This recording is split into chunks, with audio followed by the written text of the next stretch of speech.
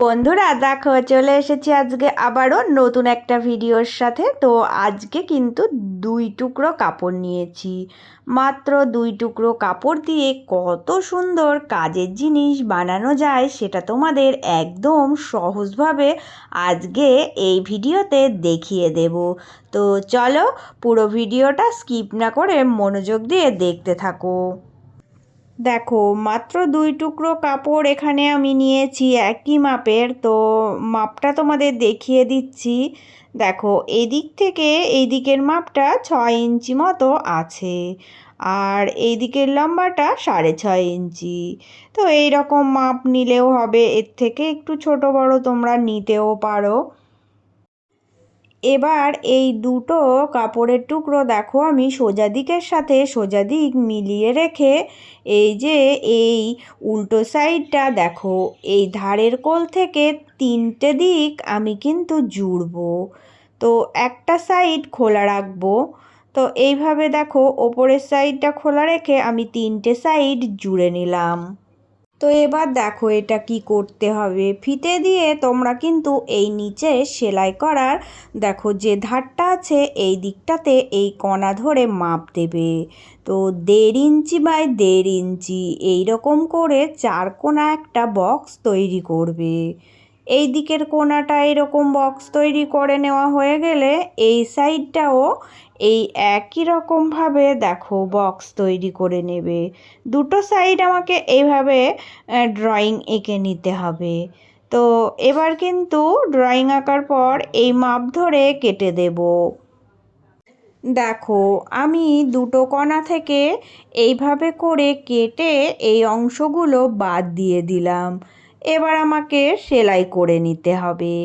তো কিভাবে সেলাই করছি দেখো, এই যে এইভাবে কোণাকুনি ধরবো, ধরে কিন্তু দেখো সোজা সেলাই দেব।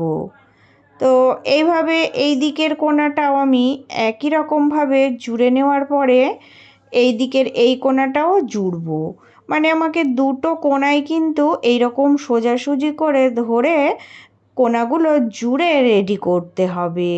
তো সেলাই করার পরে তোমাদের দেখাচ্ছি এই কোণাগুলো জোড়ার পরে এটা কত সুন্দর একটা বক্সের মতো তৈরি হয়ে গেছে।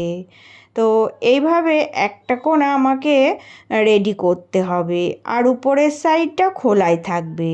তো এটা আমি রেডি করে রেখে দিলাম। তো এবার আমার ছোট ছোট দুটো কাপড়ের টুকরো লাগবে। এখানে দেখো আমি কেটে রেডি করে নিয়েছি, মাপটা তোমাদের দেখিয়ে দিচ্ছি। একদিকে 4 ইঞ্চি আছে আর একদিকে 4.5 ইঞ্চি, এই মাপেই কিন্তু কেটে নিয়েছি। তো এই মাপে দেখো কেটে নেওয়ার পরে দুটো আমি সমান করে রাখবো।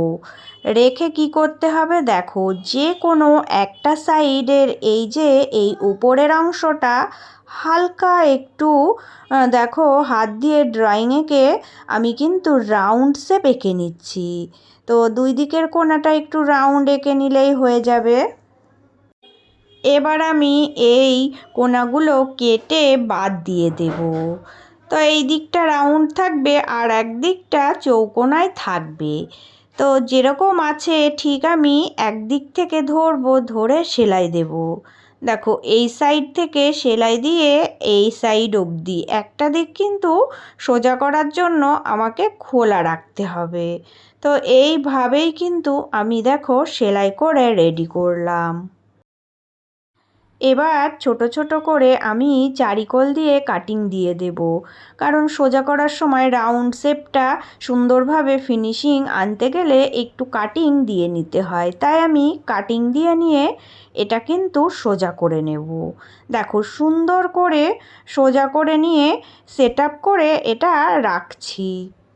এইবার দেখো এটার কিন্তু মিডিল পয়েন্টটা ধরে একটুখানি আমি সেলাই খুলে দেব, কারণ এই মিডিলে একটা ছোট্ট ফিতে আমি অ্যাটাচ করব। আগে সেলাই করার সময় কিন্তু এই ফিতেটা দিয়ে দিলেও হতো, বাট আমার মনে ছিল না। তো এইভাবেও কিন্তু তোমরা দিতে পারবে, তোমাদের এই টেকনিকটাও দেখিয়ে দিচ্ছি। একটুখানি খোলা রেখে এই যে ফিতে আছে এই ছোট্ট ফিতেটা এর ভিতর দিয়ে দিয়ে দেবে, দিয়ে এইভাবে রাখবে। এবার এর ওপর দিয়ে আমাকে একটা কিন্তু চাপ সেলাই দিতেই হবে। তাই ধারের কোল দিয়ে যখন আমি চাপ সেলাইটা দেব তখন কিন্তু এই ফিতেটা সুন্দরভাবে অ্যাটাচ হয়ে যাবে। তো এইভাবেও করা যায়, তাই তোমাদেরকে আমি এটা দেখিয়ে দিলাম।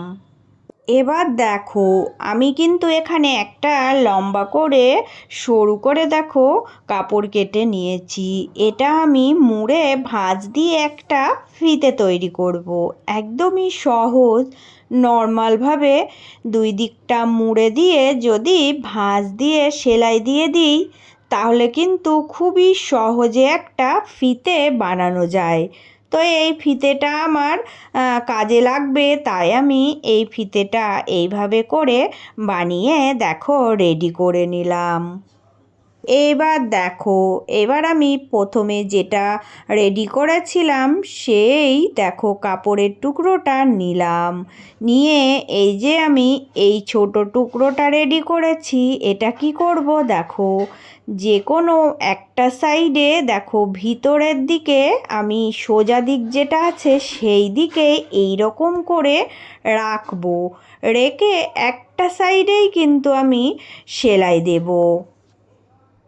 এবার দেখো এই যে ফিতেটা আমি রেডি করেছি, তো এই ফিতেটা কিন্তু দেখো যেখানে আমি এই যে এই সেলাই দুটো দিয়েছি মিডিল বরাবর দুটো টুকরো জয়েন করেছি, ঠিক ওই মিডিলেই এই ফিতে দুটো দেখো আমি অ্যাটাচ করব দুই দিক। তো ভিতরের দিকে দিয়ে দিচ্ছি, দেখো সোজা দিকে আমি কিন্তু রাখছি, রেখে সেলাইটা করে নিচ্ছি, কারণ আমি যখন সোজা করব তখন এগুলো সোজা দিকেই বেরিয়ে আসবে। তাই দেখো এইভাবে করে দুই কোণাতে আমি ফিতের দুই দিক জড়িয়ে দিলাম, দিয়ে দেখো সেলাইটা করে অ্যাটাচ করে দিলাম। এবার কি করতে হবে দেখো আমি প্রথমে যে দুটো টুকরো জুড়ে কাপড়টা রেডি করেছিলাম ঠিক সেই রকম একটা আমি কিন্তু আরও একটা কাপড়ের টুকরো দিয়ে রেডি করে নিয়েছি। যে কোনো নর্মাল কাপড় দিয়ে তোমরা রেডি করে নেবে একই প্রসেসে। এবার দেখো সোজা দিকের সাথে মিলিয়ে রাখবে। তো আমি এর ভিতরে এটা এইভাবে রেখে এর সাইড কোলটা দেখো সুন্দর করে দুটোর সাথে মিলিয়ে রাখছি। তো এইভাবে আমি কিন্তু ধারের কোল দিয়ে পুরোটাই সেলাই করব। ভিতরের সুতো ফুপি কোনো কিছু দেখা যাবে না, আর ভিতরের দিকটা সুন্দর লাগার জন্য আমি এইভাবে আরও একটা তৈরি করে নিয়েছিলাম। তো দেখো এবার আমি সোজা করে দেখাচ্ছি সোজাটা কিভাবে করবে। ভিতরে যে আমি কাপড়ের টুকরোটা জুড়েছি, তো ওই কাপড়ের টুকরোটা জোড়ার সময় একটুখানি অংশ খোলা রেখেছিলাম, কারণ খোলা অংশ না থাকলে তো আমি সোজা করতে পারবো না। তাই এই অংশটা দিয়ে আস্তে আস্তে দেখো ভিতরের কাপড়টা টান দিলেই কিন্তু সোজা হয়ে যাবে। তো সোজা করে নেওয়ার পরে এই খোলা মুখটা তোমরা ছুঁচ সুতো দিয়ে সেলাই করে নেবে, তাহলে ভিতরের এই খোলা অংশটা সুন্দরভাবে জয়েন হয়ে যাবে। তাই এইভাবে করে সোজা করে নেবে, দেখবে খুব সুন্দর ভিতরের ফিনিশিংটাও দেখাবে। এবার দেখো এটা কিন্তু আমার রেডি হয়ে গেছে। তো আর একটা কাজ হচ্ছে এই যে ধারের কোল দিয়ে আমি কিন্তু এবার একটা চাপ সেলাই দিয়ে দেব, তাহলে এই জিনিসটা সুন্দরভাবে সেট আপ হয়ে বসে যাবে। তাই দেখো চারিদিকেই আমি সেলাই দিয়ে নেব। তো প্রত্যেক দিনের মতো আবারও বলছি আমার নতুন পুরনো সকল বন্ধুদের জন্য রইল অনেক অনেক ভালোবাসা। আজকে যারা নতুন এসেছো প্লিজ বন্ধুরা আমার চ্যানেলটি সাবস্ক্রাইব করে নিয়ে পাশে থাকার অনুরোধ রইল। আর পুরনো বন্ধু তোমরা সব সময় এভাবেই পাশে থেকো। এবার দেখো জিনিসটা আমার এই রকম দাঁড়িয়েছে। এখানে আমার একটা কাজ করতে হবে।